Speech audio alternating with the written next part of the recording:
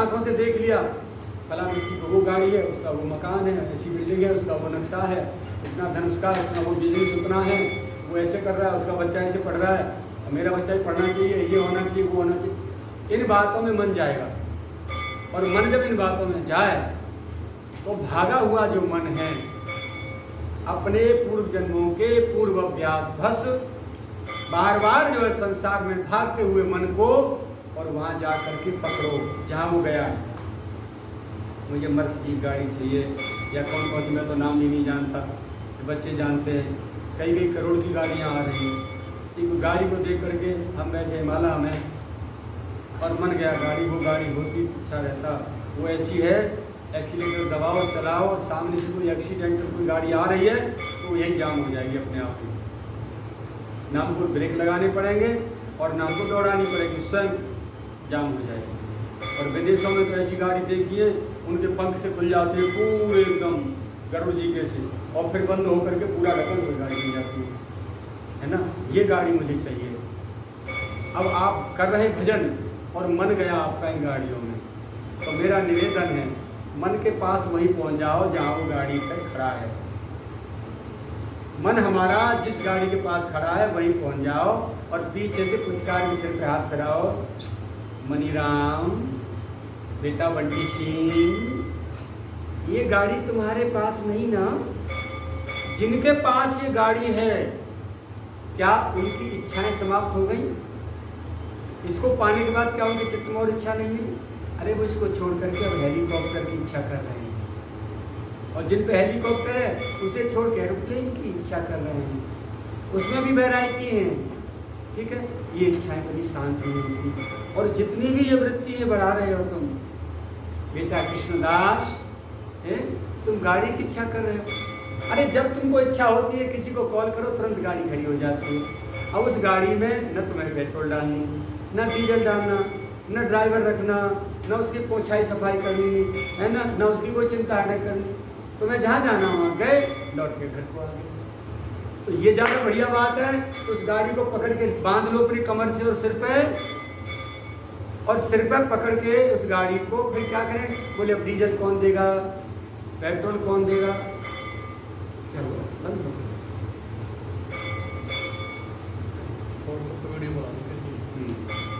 तो डीजल कौन देगा?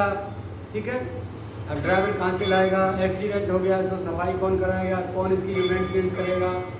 ले मर गए, आफत में आ गए। तो ये जो सारी चीजें हैं, मन जिन चीजों को, जिन वस्तुओं को कामना करता है, उस पर जाके मन को समझाओ और प्यार से कहो, बेटा बंटी यहाँ बैठो और देखो ये अशांति का कारण है, इधर ध्यान नहीं देना है। अब यहाँ भजन में लग जाओ। अब चाहे स्वाध्याय कर रहे हो अपने ग्रंथ का, चाहे पाठ कर रहे हो, गुरुदेव का परंपरागत प्रदत्त साधन है स्वाध्याय, चाहे नाम जप है, कोई भी जो भी काम आप कर रहे हो, ऐसा काम जिसमें बार बार मन को लगाओ ला करके, जिसे छोड़ करके मन भागने न पाए, भजे नहीं, वहाँ से मन को पकड़ के लाए, मन को फिर दोबारा भाग गया, फिर पकड़ के लाए, दोबारा फिर भाग गया, बार बार भागे हुए मन को पकड़ पकड़ के लाने का नाम तो है, मन को साधने का नाम तो है साधना। बार बार विचलित हुए, भागे हुए, संसार में गए हुए मन को बार बार पकड़ के लाने का नाम तो है साधना। और ऐसे कार्य में लगा देना जिसे छोड़ करके वो भजने ना पाए, वो है भजन। तो इस प्रकार जो है हमारा आहार, व्यवहार, विचार, स्वभाव, वृत्ति, आचरण है, ये सारी चीजें रहनी हमारी संतों की सी होनी चाहिए, भक्तों की सी होनी चाहिए। अब भोजन कर रहे हैं कंस का, आचरण, क्रिया, व्यवहार, स्वभाव है कंस के, और नाम धर रहा है कृष्णदास,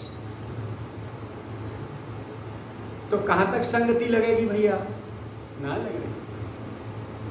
भोजन, आहार, स्वभाव, रहनी है, आचरण, ये सब है लंकेश भगवान रावण के, और नाम धर लियो बाबा रामदास जी, तो क्या रामदास है जाएंगे हम? रामदास बननो तो राम जी के चरणन में ही रहनो होगो। अपने समस्त चित्तवृत्ति रामदास की, कृष्णदास की रहनी, आहार व्यवहार विचार स्वभाव वृत्ति आचरण रहनी, ये सब रामदास और कृष्णदास की कैसी होनी चाहिए, वैसी सदगुरु प्रदत्त हमको बनानी होगी, तब तो बात बनेगी। नहीं तो अब मैं गाली दे दूंगा, तुम कहेंगे हंसेंगे बाबा अपने आप ये गाली दे दो। काकरू ब्रजवासी बिगड़ा बाबा जी, अब तुम गुजरात में और कहाँ बैठे हो भैया, हैं झारखंड में बैठे हो, झाकड़न में बैठे हो, तुम झाकड़न में और मैं बैठा हूँ भैया गिरिराज जी की तलेटी में। हाँ तो कोई कहूँ बैठे हो, कोई कहूँ बैठे हो, कोई कहूँ तो देख रहे हो, है ना।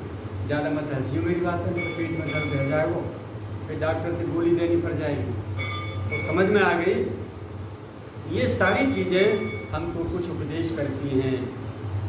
अब देखिए, मैं आपको जो सद्गुरु भगवान की कृपा से लिखाया गया है लेख स्वभाव के ऊपर महाराज जी की जीवनी में, वो पढ़ के सुनाता हूँ थोड़ा सा, क्योंकि मेरे बोलने में बहुत से शब्द छूट जाएंगे और मैं आपको पढ़ के सुनाता हूँ, वो इसमें से एक भी चीज़ नहीं छूटेगी, है।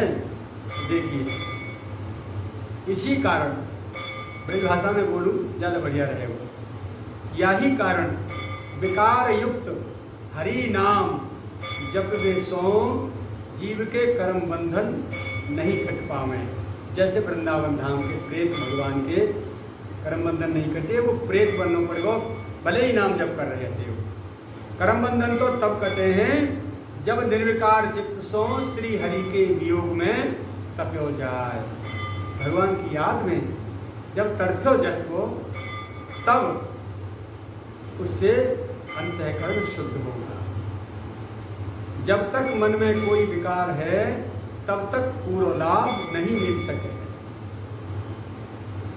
जब तक चित्त में काहू प्रकार को अहंकार है तब तक जीव अंधकार में ही है। जब तक स्वभाव में कटुता है, रुक्षता है, कठोरता है, तब तक जीव या भक्ति रस के स्वाद से वंचित ही रहे हैं। ये नाम जो मैं आज हूँ जप रहे हूँ, वो प्रेत जो है संत से बता रहे हैं वृंदावन वाले, ये नाम जो मैं आज हूँ जप रहे हूँ, ये तो मेरे पूर्व अभ्यास को परिणाम है, परंतु कर्म को फल तो अवश्य ही भोगनो पड़ेगो। अवश्य में भोक्तव्यम कृतम कर्म शुभाशुभम। जाकू शास्त्र की कोई जानकारी नहीं हो, ऐसा व्यक्ति यदि काहू को अपमान कर दे तो वो प्रेत ही बने। परंतु जाकू सबरे शास्त्र को भरपूर ज्ञान होए और फिर वो व्यक्ति दूसरे को अपमान करे, कष्ट दे, तो वाकू ब्रह्म राक्षस बननो पड़े है। मोकू ये सब कर्मन के फलन की जो जानकारी रही कि ऐसा कर्म करूंगा तो जाको फल कहाँ होएगा। फिर ज्ञान के अहंकार में, ज्ञान के अहंकार के बस में दूसरे को अपमान ही करते रहो। कबहू या बात पे ध्यान ही नहीं दियो कि या तो परिणाम का होएगो। वायु भूल के परिणाम स्वरूप आज ब्रह्म राक्षस बने फिर रहे हूँ। अब जब प्रभु की इच्छा होगी तब मुक्ति मिलेगी। जबकि ज्ञान की शोभा विनम्रता में है, निरंकारता में है। जा वृक्ष पे फलन को भार लद जाए, फल आ जाए, वो सहज ही में झुक जाए। फल भारन नम बिटप सब रहे भूमि नियराय। परोपकारी पुरुष जिन नवय सुसंपत्ति पाए। तो ये वृक्ष भी हमको शिक्षा देते हैं कि जब आपके पास चाहे कोई ज्ञान, चाहे कोई धन, चाहे कोई जन, कोई बल आपको, कोई शक्ति आपके पास बढ़े, तो आपको विनम्र होना चाहिए, अकड़ना नहीं चाहिए। तो ये प्रेत देव जो है, ब्रह्म राक्षस देव, उन संत से अपनी भीतर की चिंतन की बात बता रहे हैं कि ये वृक्ष भी हमको झुकना सिखाते हैं। फिर मनुष्य तो बुद्धि और ज्ञान को भंडार है, अखिल चेतन सिरमौर है, परंतु अहंकार एक ऐसा शत्रु है जो कि समस्त सद्गुणन के भंडार को निरर्थक ही कर दे है। जहाँ सद्गुण के भंडार में किंचित अहंकार प्रवेश कर जाए, वहां ही सड़न पैदा कर दे।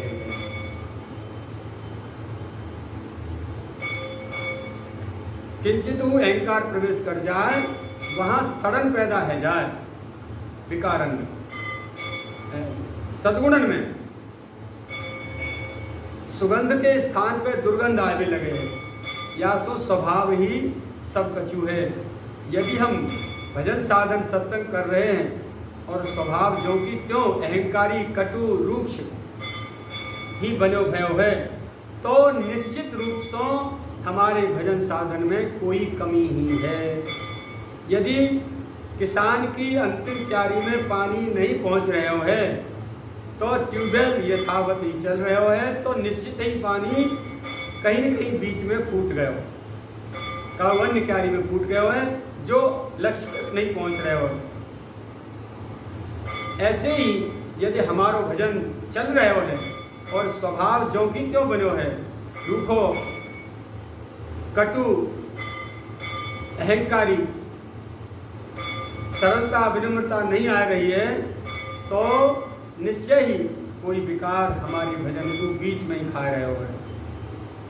भजन करने को अर्थ ही है कि स्वभाव संशोधन, जितने ही साधन किए जाए हैं वे सब भगवत प्राप्ति के ताई नहीं होए, वे तो हृदय को कोमल सरल और भगवत दर्शन के योग्य पात्र बनाए को ही कार्य करते हैं। कितनी बढ़िया बात कही है। ये जप तप पूजा पाठ दान व्रत उपवास, ये सारे के सारे, इससे भगवत प्राप्ति नहीं होती। भगवत प्राप्ति के योग्य अंतःकरण बनता है, हृदय बनता है। ये हृदय की पृष्ठभूमि को, प्लेटफॉर्म को तैयार करती हैं ये साधनाएं। भगवत प्राप्ति तो भगवत इच्छा से होती है, सद्गुरु कृपा से होती है और अपने हृदय की तड़पन से होती है।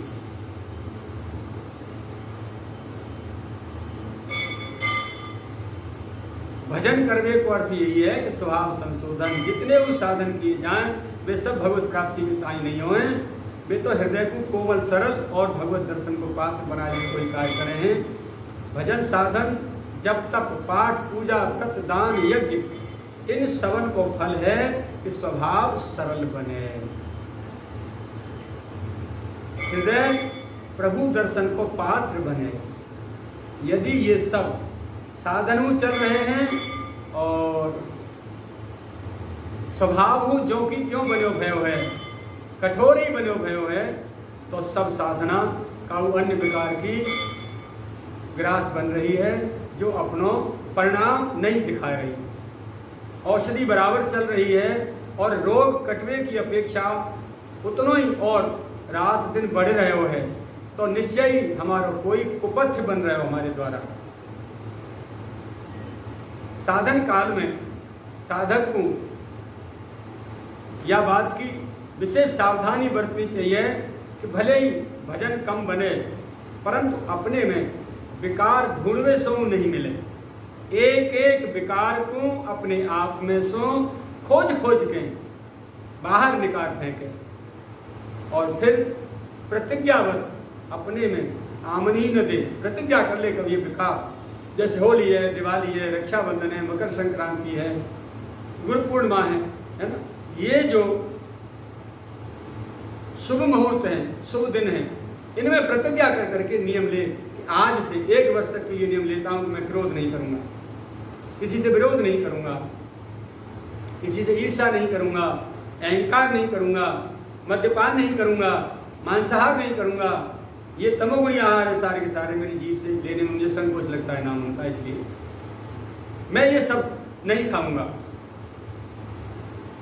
अमुक अमुक कितनी जो बुराइयां, एक एक बुराई को एक एक पर्व पे प्रतिज्ञाबद्ध नियम लेकर के 1 वर्ष के लिए, और उसको कॉपी में नोट कर दी जाए तारीख, अगले वर्ष के इसी त्यौहार तक, होली से प्रारंभ किया है तो अगली होली तक मैं ये नियम लेता हूं कि आज के बाद क्रोध नहीं करूंगा। निरंतर उसको कॉपी को पलट पलट के उस नियम को स्मरण करते रहना चाहिए, मेरा क्या नियम चल रहा है, मैं कहीं विरोध तो नहीं कर रहा, इससे विरोध तो नहीं कर रहा। इस प्रकार शुभ पर्वों में, शुभ दिनों में प्रतिज्ञा कर करके अपने एक एक विकार को त्यागने का शनै शनै प्रमेद बुद्ध्याधृत विहितया, धीरे धीरे, एक साथ नहीं। भाई जब उंगली दब गई है, एक साथ खींचोगे टूट जाएगी पत्थर के नीचे से, और धीरे धीरे से घुमाओ, धीरे धीरे खींच के निकल जाए। भगवान अर्जुन को कह रहे हैं गीता में, शनै शनै प्रमेद बुद्ध्याधृत विहितया आत्मसंस्थि मनः कृत्वा न किंचिदपि चिंतयेत्। तो धीरे धीरे प्रयास करना चाहिए। ये इस प्रकार से हमारे महापुरुषों की वाणी है। औषधि बराबर चल रही है और बीमारी बढ़ रही है। कटवे की अपेक्षा तो कोई कुपथ्य बन रहा है। वैद्य ने मना किया, हमको सन्निपातग्रस्त, हमको निमोनिया चल रहा है, डबल निमोनिया हो गया, और वैद्य ने कहा कि आप जो है दही नहीं खानी, छाछ नहीं खानी, हवा नहीं लगनी, और आपको ठंडी चीज़, उसकी दाल नहीं खानी, अमुक अमुक नहीं खाना। और हमने जाते सबसे पहले वही बेला भर दही मारी, अब पीछे तो वैद्य जी की पुड़िया ले ली। अब इन्हें नाय पड़े, चढ़ गो सीट। फिर आगे वैद्य जी के जो, वैद्य जी आपकी दवाई ने काट ना करे। वैद्य जी बोले खाओ खाओ, बोले कछु ना खाओ, बेला भर के दही खाए। बोले मैंने तो मैंने कही दही मत खाई। बोले गरों सब चटक रहे उन्हें, जाते दही खाए नहीं मैंने। भैया गरों सब चटक रहे हो तो तुम थोड़ी देर में चटक भी आ रहे हो, जाओ थोड़ी देर में राम राम सत्य आ जाएगी तुम्हारी। अरे औषधि दी है तो औषधि को, उसके साथ कोई कुपथ्य न बने। जो चीज़ निषेध की गई है उनको मत खाओ, और जो आपको विधि बताई गई है कि इसके साथ खाओ तो कुपथ्य हो गया, अनुपान हो गया, उसके साथ खाओ। ऐसे ही हम भजन कर रहे हैं, भजन के साथ में ये सारे के सारे कुपथ्य हैं। क्रोध, विरोध, अहंकार है, काम, लोभ, मोह, मद मत्सर, ईर्षा, छल, कपट, दम, ये कुपथ्य हैं भजन साधना के साथ में। इनसे दूर रहना है, ये सेवन नहीं करने हैं। और पथ्य क्या है, अनुपान क्या है? अनुपान श्रद्धा मत पूरी, रघुपति भगत सजीवन मूरी, अनुपान श्रद्धा मत पूरी। सदगुरुदेव प्रदत्त जो साधना है, भजन है, पूजा है, पाठ है, गुरुदेव ने जो विधि बताई, पूर्ण श्रद्धा, पूर्ण विश्वास, पूर्ण भाव के साथ हमें ये पुड़िया खानी है, भक्ति रूपी पुड़िया, साधना रूपी, भजन रूपी पुड़िया। तो ये जो है हमारा ये स्वभाव हमको बता रहा है, कितनी बढ़िया बात है। झाड़ू लग जानी चाहिए अब तो भीतर, नहीं को देर ना सब। हाँ, साधन काल में साधक को यह बात की विशेष सावधानी बरतनी चाहिए कि भले ही भजन कम बने, परंतु अपने में विकार ढूंढ में सो नहीं मिले। एक एक विकार को अपने आप में सो खोज खोज के बाहर निकाल फेंके, और फिर प्रतिज्ञावत अपने में आमनी मिंदे, अपने आप को विकारन सो बचानो ही तो साधन है। बार बार विकारन में जा रहो मन, वहां से उठा के लानो, या को नाम साधन है। नाम जप और चिंतन ये कोई साधन नहीं है, ये तो जन्म जन्म की साधना के फल हैं। जाकी जिव्या पे आज अखंड श्री भगवत नाम विराज रहे है, और मन पूर्ण रूप से प्रभु की लीला चिंतन में डूब रहे है, तो निश्चय ही मान लेना चाहिए कि ये जीव पूर्व जन्मन में सबरे साधन कुंज कर चुक्यो है। ताही को फलस्वरूप आज मन भगवत लीला चिंतन में रस ले रहे हो। लीला रस को स्वाद वही मन ले सके है जहाँ में एक हूँ विकार की छाया तक नहीं होगी। बस साधन काल में साधक को परम कर्तव्य यही है कि साधन साध्य विचारना। मेरा भजन साधन में डिस्टर्ब तो नहीं हो रहा, ये साधन विचारना, किसी विकार की शिकार तो नहीं मैं हो रहा, मेरा आहार ये सब चीज़ें खराब तो नहीं हो रही, आहार व्यवहार विचार स्वभाव ये वृत्ति रहनी आचरण खराब तो नहीं हो रहे, इन पे विचार करना, इन पे दृष्टि रखना, ये साधन। और साध्य कहते हैं अपने इष्ट आराध्य, अपनी सद्गुरु, उनका चिंतन। सद्गुरु ने क्या आदेश किए मेरे लिए, उनको ठीक ठीक पालन कर रहा हूँ कि नहीं कर रहा हूँ, इस पर विचार करना। तो साधन साध्य विचारना और सद्गुरु की आज्ञा के अनुसार चारित्र सुधारना, अपने चरित्र को सुधारना। मानव जन्म मिला है, पाप करने के लिए तो और योनियां भी बहुत पड़ी है। रात दिन पाप ही करोगे, यदि डिमोशन हो गया आपको मरने के बाद, मृत्यु के बाद, फिर पाप ही करने। इसमें थोड़ा कम कर लो, मनीराम से कह दो, भाई मनीराम हमारी बात सुन लो, क्यों तुम ज़्यादा इनमें रस ले रहे हो भैया। इस प्रकार मन को समझाते रहे, साधन साध्य विचारना और चारित्र सुधारना। मैं एक निवेदन यहाँ ये कर दूँ कि गृहस्थ लोग ये कहते हैं, महाराज जी आप इतनी सूक्ष्म और इतनी ऊंची बात बता रहे हैं, हम गृहस्थ लोग रात दिन अपने घर गोरख धंधों में लगे रहते हैं, ये सारी चीज़ें हमारे हम आचरण कैसे कर सकते हैं। ये बहानेबाजी नहीं चलेगी, नहीं चलेगी, नहीं चलेगी, हम मुर्दाबाद के नारे लगा देंगे। भगवान ने कहीं भी किसी भी ग्रंथ में ऐसा नहीं लिखा है कि अमुक साधना गृहस्थ को करनी है, कि गृहस्थ नहीं कर सकता, कि विरक्त नहीं कर सकता, नहीं। जो जो ये लोग कोई भी कर ले, पुरुष नपुंसक नारी वा जीव चराचर कोई, एक दो हम पूरी बात कहानी, स्त्री हो चाहे नपुंसक हो चाहे पुरुष हो, कोई भी हो, पुरुष नपुंसक नारी वा जीव चराचर कोई भी चराचर जीव हो, जड़ चेतन में से पशु पक्षी जलचर थलचर नवचर नाना, और ये जितने वृक्ष सरुलताएं घास तिनका कटेरी ये जो भी खड़े सब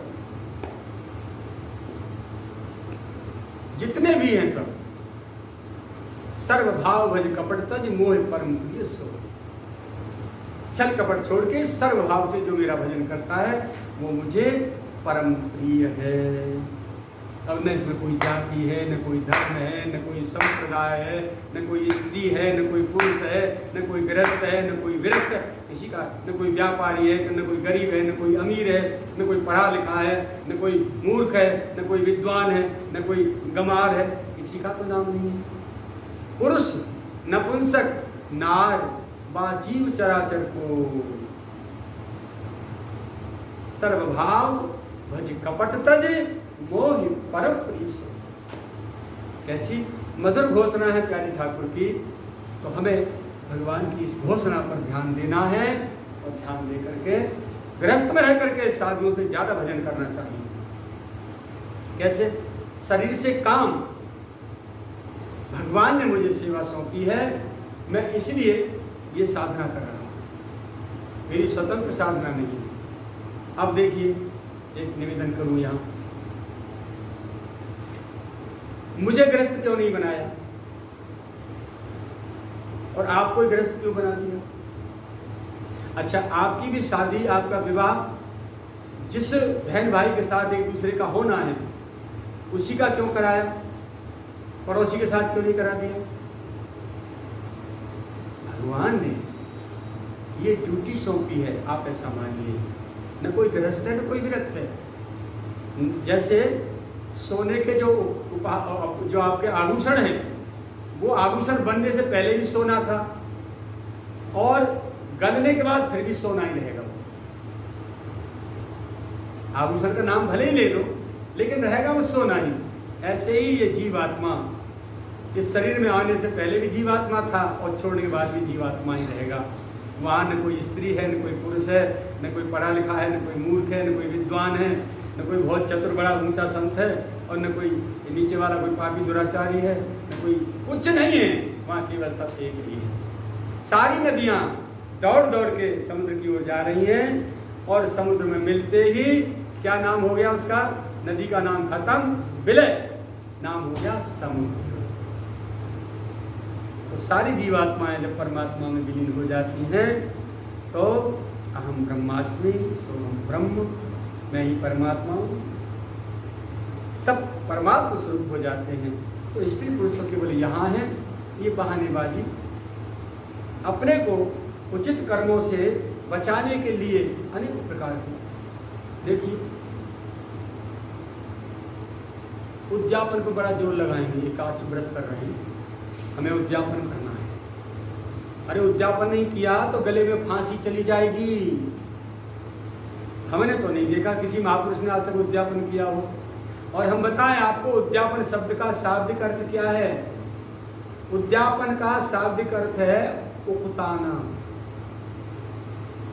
यानी सत्कर्म से एकादशी व्रत से आप उकुता गए, इसलिए इसको पूर्णाहुति कर छुट्टी काटो। अब नहीं करेंगे।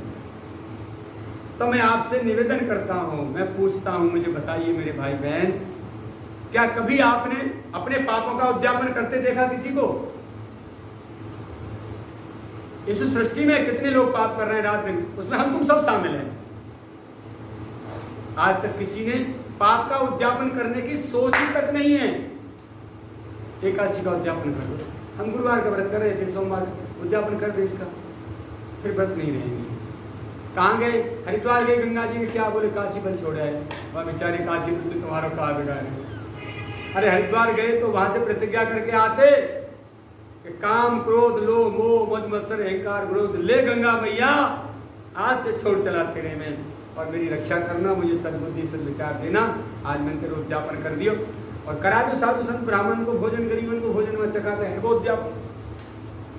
ये चीजें उद्यापन करने की हैं, वो तो करनी नहीं। वो तो अब प्राणन से ज्यादा, रसगुल्ला तो ज्यादा प्यारी चिपटा छाती से रख रखी है ना।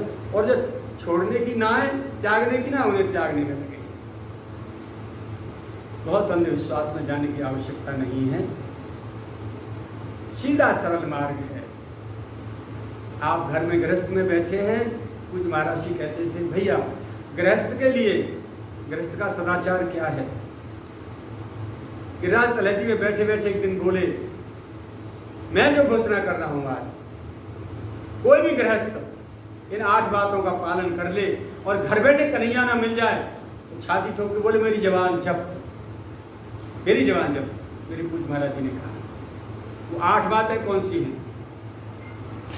सबसे पहले प्रारंभ किया, बोले अपने गाढ़े परिश्रम की कमाई से अपना और अपने आश्रित परिवार का जीविकोपार्जन।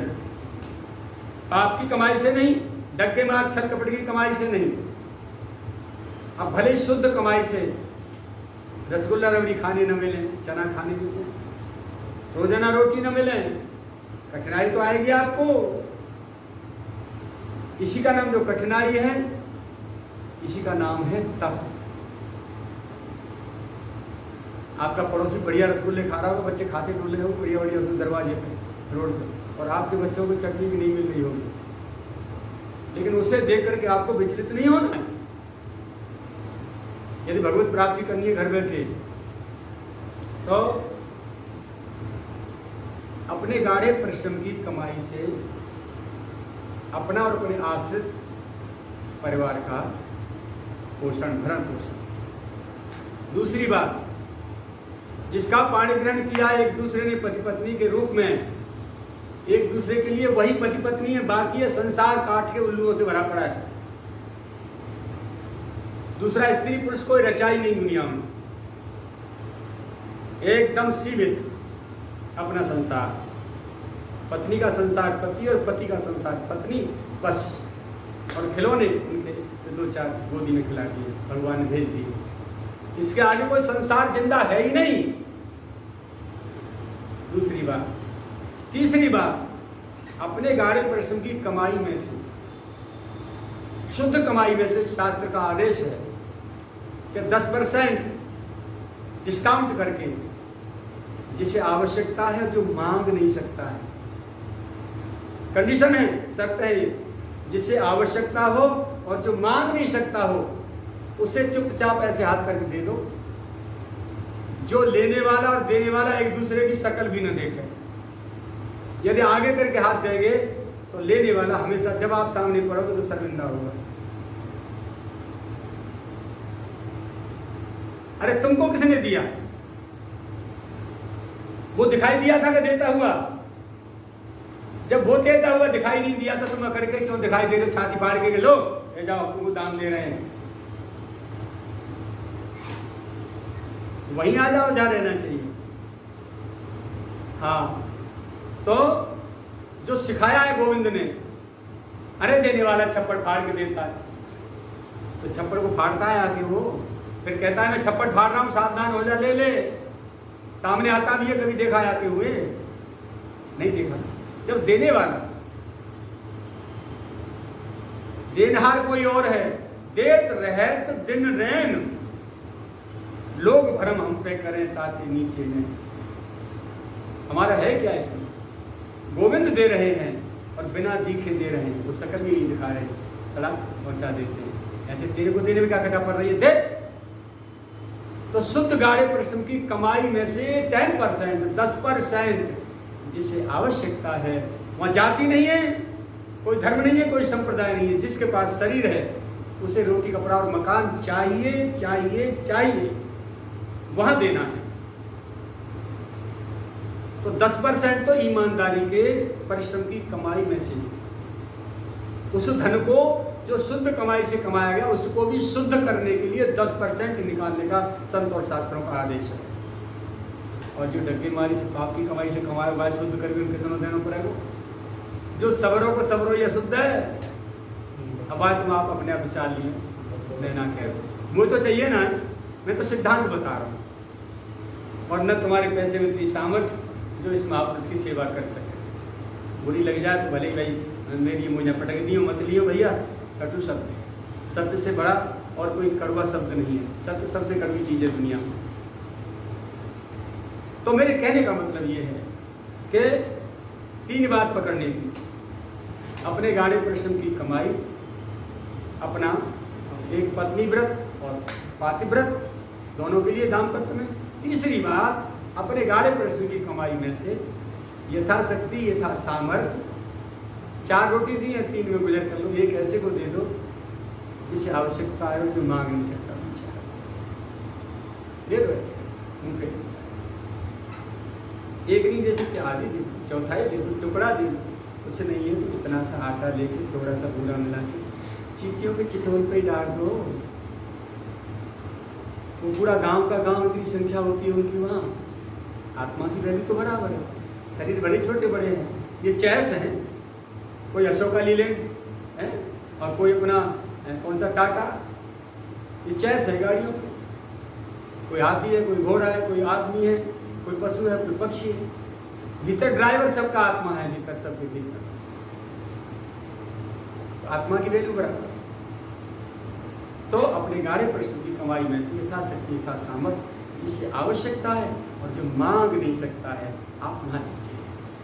आप देखे तो आइए, आपकी आत्मा प्रफुल्लित हो जाएगी उस सेवा में। ये जो आपने जो दिया है और निस्वार्थ भाव से दिया है, बिना किसी अहंकार में लिप्त हुए दिया है, बिना किसी एहसान के दिया है, अपना कर्तव्य समझते हुए दिया है, तो यही आपका कर्म, यही आपका दान। ये अब दान नहीं हुआ, ये सुकृत हुआ।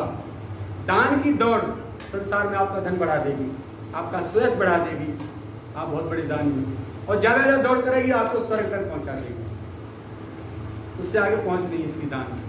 लेकिन इस भावना से आपने दिया है, तो प्रभु ने मुझे दिया है, सभी प्रभु के हैं, मैं भी प्रभु का हूँ, तो मेरा कर्तव्य बनता है कि जिसके पास नहीं है, जिसे आवश्यकता है और जो मांग नहीं सकता है, उसे मुझे देना चाहिए। और इस भावना से, सेवा की भावना से दे दिया, दे के भूल गए तुरंत। अपना थोड़ी, देने वाला कोई और।